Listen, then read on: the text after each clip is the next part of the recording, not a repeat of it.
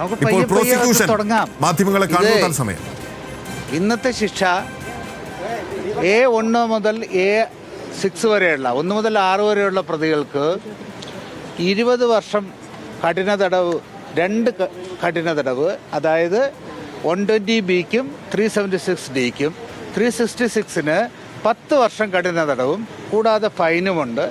മറ്റ് വകുപ്പുകൾ അനുസരിച്ചും ശിക്ഷിച്ചിട്ടുണ്ട്. 376D-യെ സംബന്ധിച്ചിടത്തോളം ഇത് പാർലമെൻറ്റ് പറഞ്ഞിട്ടുള്ള ഏറ്റവും മിനിമം കൊടുക്കേണ്ട ഒരു സെൻറ്റൻസ് മാത്രമാണ് ഈ കോടതി നൽകിയിട്ടുള്ളത്. ഇത് സമൂഹത്തിൽ അങ്ങേ അറ്റത്തെ തെറ്റായ ഒരു സന്ദേശം നൽകും എന്നുള്ളതാണ് എൻ്റെ അഭിപ്രായം. ഇനി ഈ ശിക്ഷാവിധിക്ക് കുറഞ്ഞു പോയതിനെ സംബന്ധിച്ചിടത്തോളം അപ്പീൽ നൽകുവാനായിട്ട് സർക്കാരിന് ശുപാർശ ചെയ്യും. ഒരു തിരിച്ചടിയില്ല. ശിക്ഷ വിധിക്കേണ്ടത് പ്രോസിക്യൂഷൻ അല്ലല്ലോ. പ്രോസിക്യൂഷന് ഒരു തിരിച്ചടിയില്ല. ശിക്ഷ വിധിക്കേണ്ടത് തെളിവുകൾ ഉള്ളതുകൊണ്ടാണല്ലോ അവരെ ശിക്ഷിച്ചത്.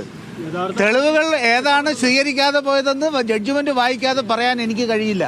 ജഡ്ജ്മെന്റ് വായിച്ചതിന് ശേഷം അതിനകത്ത് മതിയായ നടപടികൾ സ്വീകരിച്ചിരിക്കും. 8-ാം പ്രതിയെ വിട്ടുപോകാനുള്ള കാരണം ജഡ്ജ്മെന്റ് വായിക്കാതെ പറയാൻ ഞാനൊരു രാഷ്ട്രീയക്കാരനല്ല, ഞാനൊരു അഭിഭാഷകനാണ്. ഏതിലെ ശിക്ഷയിൽ നിരാശകനാണ്. കാരണം മാക്സിമം ശിക്ഷ പ്രതികൾക്ക് കൊടുക്കണമെന്ന് ശക്തമായി വാദിച്ചിരുന്നു. കാരണം മനഃശാസ്ത്രം ഞെട്ടിച്ച ഒരു സംഭവമാണ്.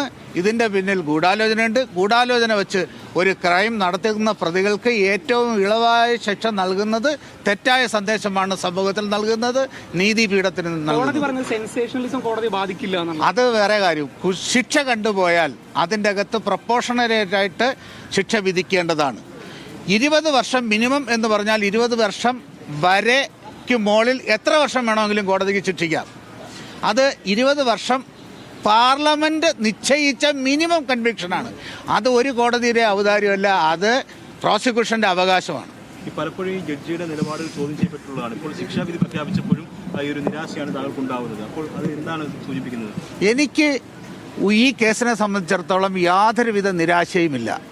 ഈ പാസ്പോർട്ട് കിട്ടുന്നതിന് വേണ്ടിയാണ് ഞാൻ കഴിഞ്ഞ 3.5 വർഷം ഈ കോടതിക്ക് അകത്ത് വെന്ത് നീറിയത്. ഞങ്ങൾ അനുഭവിച്ചിട്ടുള്ള പ്രയാസങ്ങളെല്ലാം പിന്നീട് വേണ്ട സ്ഥലങ്ങളിൽ വേണ്ട വിധത്തിൽ അവതരിപ്പിക്കും, അതിനുള്ള പരിഹാരങ്ങൾ നേടും. തീർച്ചയായിട്ടും വിചാരണ കോടതിയിൽ നിന്ന് നീതി കിട്ടിയില്ല എന്നുള്ളല്ലോ, പരിപൂർണ്ണ നീതി കിട്ടിയില്ല.